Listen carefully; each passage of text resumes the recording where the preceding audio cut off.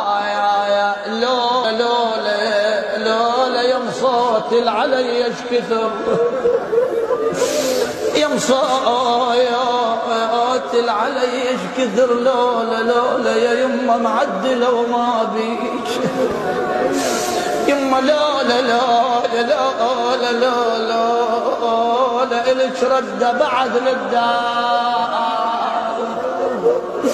انا الك رده بعد للدار، لولا ظل معاك كل صبح ومسي يما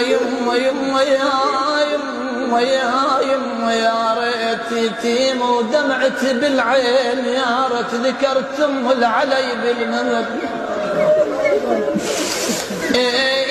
يتيم ودمعتي بالعين، لالت ذكرت ام العلي بالممد، لولت لو ان علي العشرة شميع، لالات مجاز الوالدة سهرت علي.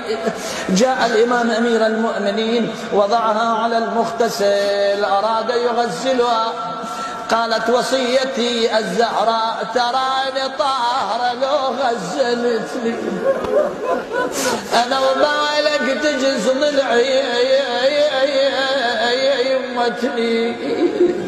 تقول أسماء بينما هو كذلك يغسل بها جلس في زاوية من زوايا الدار يبكي، قلت سيدي ما الذي يبكيك يا أمير المؤمنين؟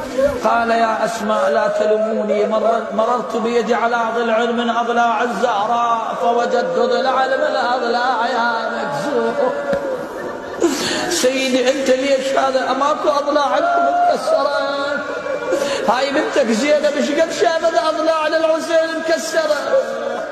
قالت إلك عندي سوالف ضيم لك يا ابو صدر مطحون، لا تنشد علي يا حسين وحقك ما وقت لمتون، ما وقت لمتون، خويا يتطوع لظهر الصوت، ضرب الصوت قلتي شنو أكثر من الصوت زين؟ خويا ضرب الصوت قلتي هون، بس يا حسين بالميدان قاموا باسمي يصيحون. سيدي بس هذا ضلع عندكم، ضلع واحد يا علي وهد حالك، شاف ضلوع حسين شو تسوي؟